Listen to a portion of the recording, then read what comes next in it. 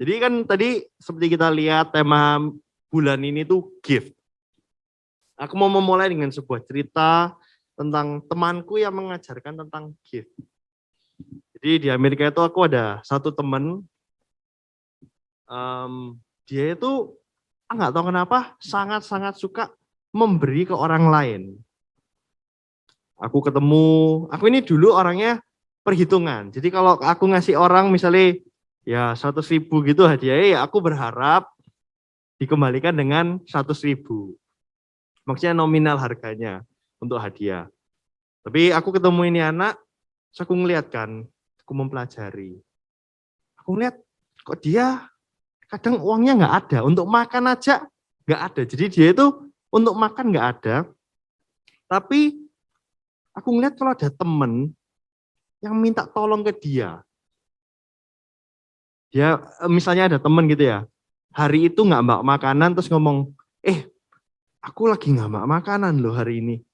Aku bisa jamin kalau dia di dalam dompetnya cuma punya misalnya $10 dan makanan $10, dia mending temen itu yang makan daripada dia yang makan.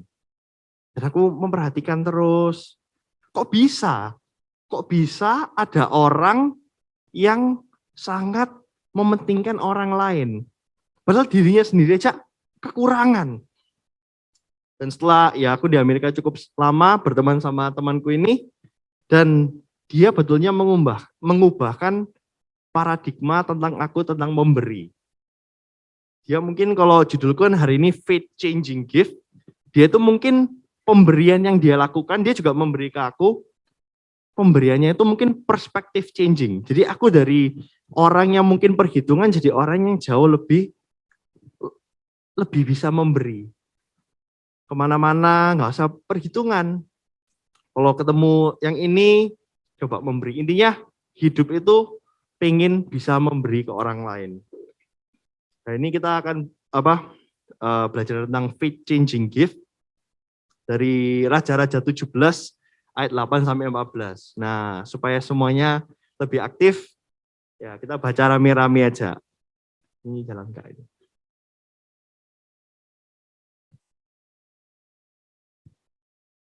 Oh, ini baru nyala. Oke. Dibaca gantian aja, mulai dari Harvey aja, mulai dibaca dari ayat 8, satu ayat, satu ayat.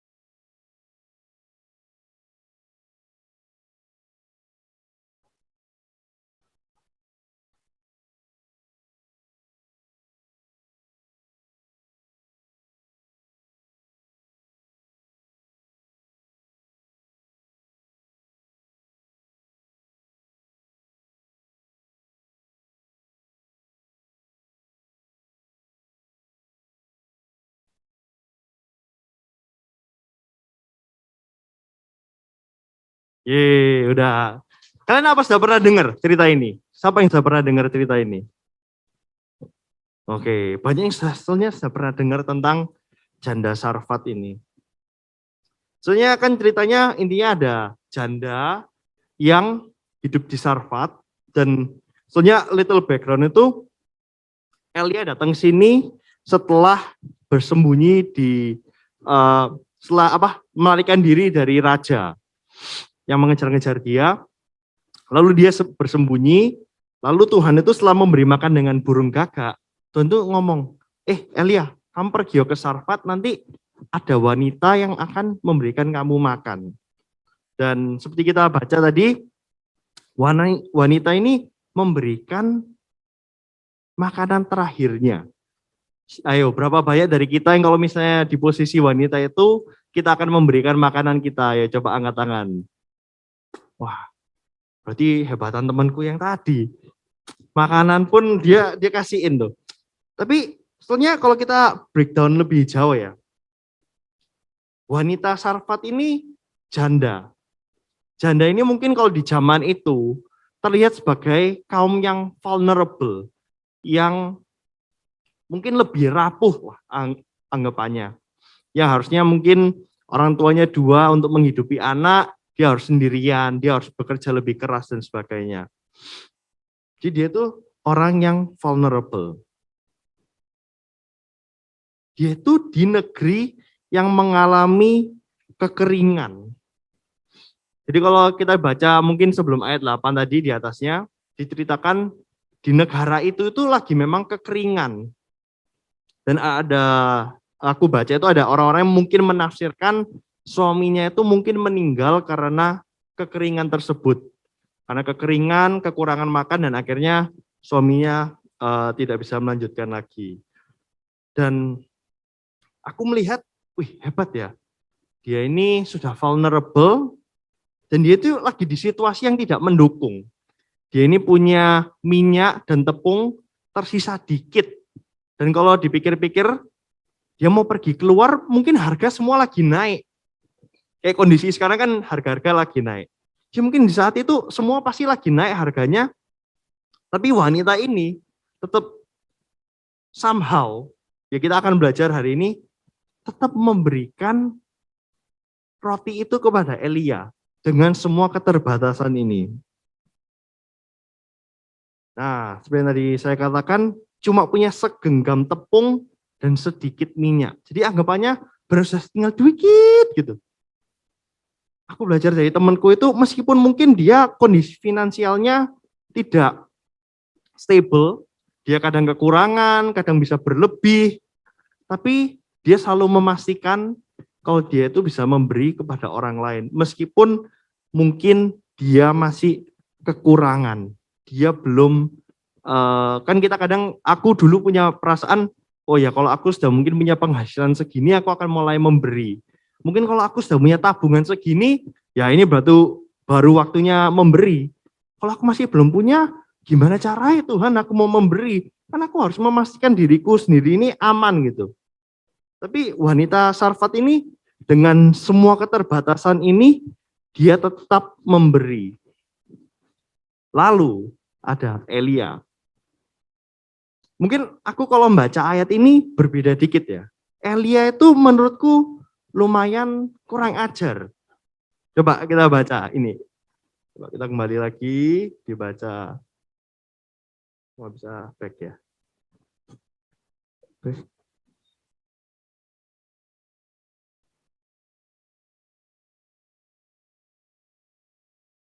Nah, kan perempuan ini lagi mengumpulkan 2-3 potong kayu.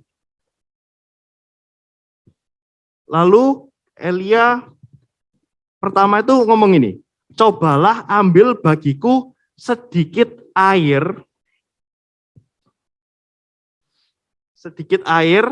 dalam kendi supaya aku minum. Jadi permintaan pertama itu, ambil no aku air tolong. Nah, perempuan ini baru mau ngelakuin, baru mau ngambilin air. Ketika perempuan itu pergi mengambilnya, ia berseru lagi. Bayangin, setelah kita ngomong, ambil no aku air ya, seorangnya sih, oh iya, ngambilin gitu. ngambilin air. Belum sampai tempat ngambil air, terus diomongin, ambilkan aku juga sepotong roti. Jadi dia itu minta dua hal. Bayangkan, kalian bisa bayangin nggak? Kalian lagi di mall, nggak kenal orang, ada orang tahu ngomong, bro, bisa nggak ya ambilin aku air? Ya mungkin kalau kita hari itu lagi in a good mood, kayak ya udahlah, mantu orang stranger. Lagi mau ngambilin air, dimintain roti juga. Setengahnya dipalak ini wesan. Nah, terus perempuan itu jawab, demi Tuhan Allahmu yang hidup, sesungguhnya tidak ada roti padaku sedikit pun, kecuali segenggam tepung dalam tempayan dan sedikit minyak dalam buli-buli. Dan sekarang aku sedang mengumpulkan 2-3 potong kayu, kemudian aku mau pulang dan mengolahnya bagiku dan bagi anakku. Dan setelah kami memakannya, maka kami akan mati. Jawabannya Elia ini lebih wow lagi. Jawabannya, janganlah takut, pulanglah, buatlah seperti yang kau katakan, tetapi buatlah lebih dahulu bagiku sepotong roti bundar kecil daripadanya dan bawalah kepadaku, kemudian barulah kau buat bagimu dan bagi anakmu. Dia setelah minta air, minta roti, terus wanita ini ngomong, tahu nggak sih, aku ini loh nggak punya. Aku ini sangat terbatas. Aku ini nggak punya ekses, nggak punya, misalnya aku punya 10 roti, ya kamu tak kasih satu nggak apa-apa. Ini roti satu terakhir untuk aku sama anakku makan, terus kamu sih mau minta. Aku pikir-pikir, ya juga ya, soalnya Elia ini siapa kok Isa sampai melakukan hal seperti ini kan, maksudnya kalau kita bayangkan, mungkin kalau kita baca itu, kita nggak sampai mikir sejauh itu, tapi wanita ini ditanyain orang, di tengah-tengah nowhere yang dia nggak kenal, diminta tolongin dan sebanyak ini. Tapi seperti yang kita tahu, dia akhirnya memberikan roti tersebut kepada Elia dan dia menerima berkatnya. Oke, kita kembali. Nah, hari ini kita akan the manner of giving shows the character of the giver more than the gift itself. Lebih penting kita tuh memberi jangan karena orang lain berbuat apa. Kita memberi itu karena itu representasi diri kita sendiri. Aku pernah dengar quote itu ngomongnya, kalau orang respect aku akan respect dia. Tapi kalau dia nggak respect aku, ya aku nggak respect dia. So, aku mikir, aku bayangin, wah kalau dunia semua isinya kayak gitu, kita semua cuma memberikan apa yang orang lain lakukan, wah rasanya kok dunia ini menjadi dunia yang kurang enak.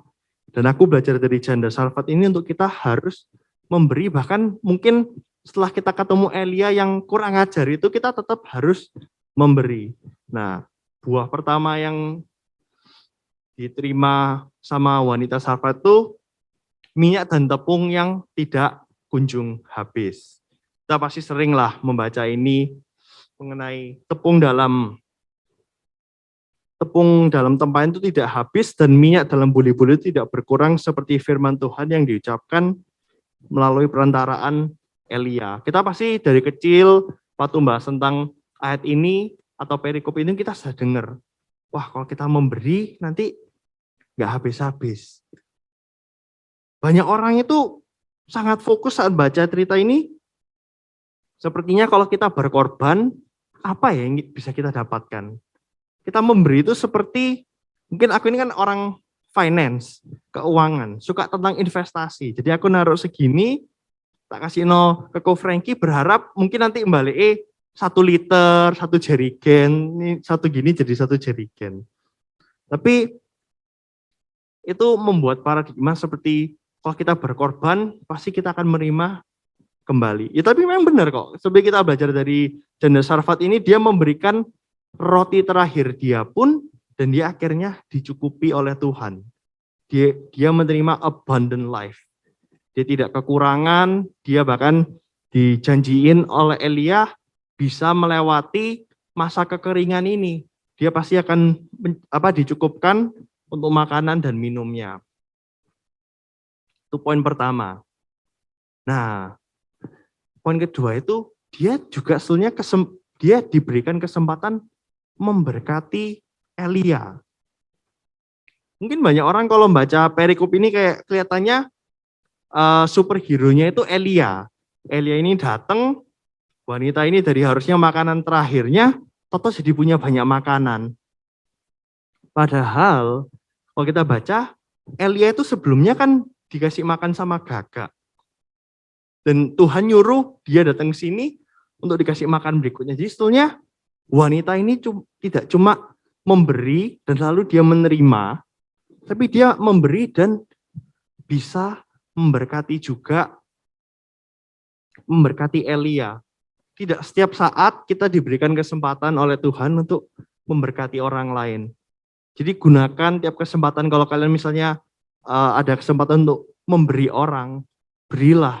Karena you never know, pemberianmu ini menyukupkan untuk Elia. Jadi istilahnya enggak yang bisa dikenyangkan bukan cuma wanita ini dan anaknya, tapi Elia pun dikenyangkan. Jadi mujizatnya itu tidak cuma di wanita Sarfat, tapi juga untuk Elia. Elia akhirnya menerima makanan tersebut.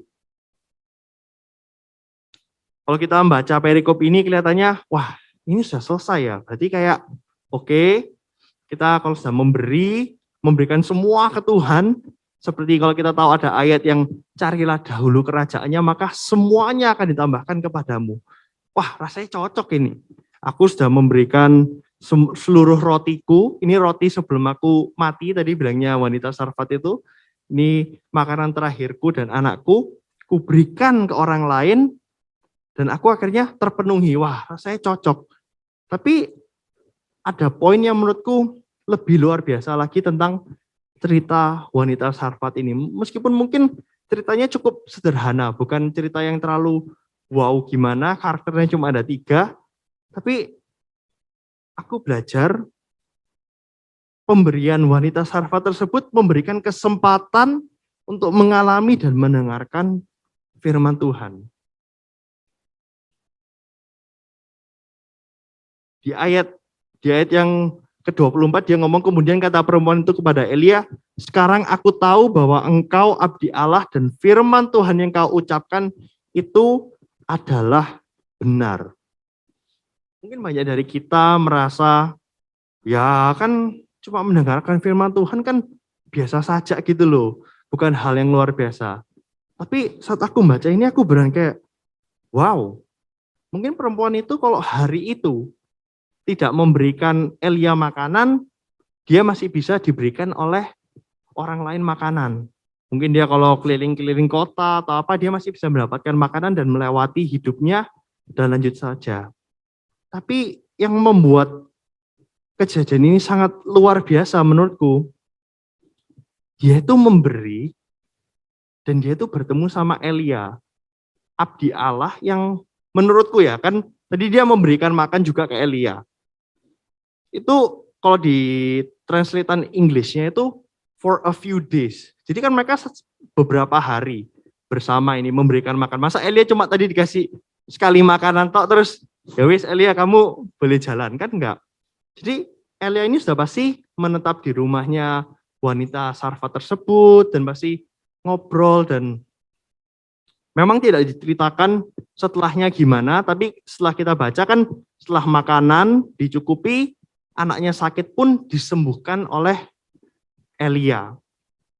Jadi pemberiannya dia ini sudah memberikan dia makanan, memberikan kesembuhan untuk anaknya, dan menurut saya yang paling terpenting, dia dapat mengalami dan mendapat kesempatan mendengarkan firman, karena bisa bertemu sama Elia ini. Aku percaya meskipun setelah ini Elia pergi meninggalkan wanita itu pasti hidupnya sudah diubahkan. Mungkin beberapa dari kita ngerasa mendengarkan firman bukan hal yang luar biasa. Kita ya cuma tinggal datang ke gereja dan sebagainya. Tapi ada untuk beberapa teman kita yang di luar sana, ada yang mungkin punya keluarga yang tidak percaya sama Tuhan. Jadi kalau anak ini mau ke gereja pun pasti dihalangin. Jadi kesempatan mendengarkan firman pun bisa menjadi berkat yang luar biasa. Dan ini semua cuma karena wanita Sarfat ini memberikan roti terakhir itu. Dan aku merasa kita semua harus belajar memberi karena kita tidak pernah tahu berapa besar pemberian kita itu, how much we can get back dari pemberian tersebut. Bukan berarti kita habis ini, kalau kita memberi mengharapkan sesuatu gitu. Bukan. Tapi kita memberi karena kita tidak pernah tahu itu mungkin bisa memberkati orang itu luar biasa. Mungkin kita punya 2 roti, kita kasihkan 1 ke orang itu. Untuk kita ya kehilangan mungkin makan siang dari perut penuh sampai perut biasa saja. Tapi untuk orang itu mungkin itu makanan pertamanya dalam beberapa hari. Kita tidak tahu berapa besar pemberian yang kita berikan tersebut. Dan seperti saya katakan lagi, poin terpentingnya adalah bisa mengalami Tuhan. Wanita tersebut beneran langsung first hand mendapatkan mujizat, mendapat kesempatan ngobrol sama Elia. Itu tidak banyak orang di zaman itu bisa ngobrol sama Elia segampang itu. Tapi wanita tersebut mendapat kesempatan untuk ngobrol dan pasti hidupnya diubahkan selamanya. Bahkan mungkin setelah Elia pergi dari kota itu, dia memberitakan firman itu. Dia ngomong, tahu nggak sih, aku ketemu abdi Allah yang percaya kepada Tuhan yang ini, dan hidupku kelihatan diberkati sekali. Dan itu sangat wow, dia diubahkan selamanya. Mungkin ini memang tidak ngomongin tentang keselamatan ya, tapi mungkin kalau di zaman sekarang, karena dia ketemu abdi Allah ini, dia bisa terselamatkan. Kita mungkin nggak pernah merasa, kita ngerasa biasa aja gitu. Tapi mungkin kita bukan orang percaya dan kita memberi ketemu orang yang percaya dan kita diceritai Tuhan Yesus dan kita menerima Tuhan Yesus dan kita bisa menerima keselamatan tersebut. Jadi the greatest gift itu wanita tersebut bertemu dengan Tuhan. Dia mengalami Tuhan. Jadi pertama, dia mendapat minyak yang tidak habis. Lalu kedua, dia bisa memberkati Elia. Dan terakhir, dia bisa bertemu sama Tuhan. Mungkin kalau mau dibikin lebih gampang, she got abundance. Dia mendapatkan abundant life tersebut. Dia bisa menjadi blessing untuk orang lain. Dan yang terakhir, bisa experience God. Karena experiencing God itu juga pemberian yang luar biasa.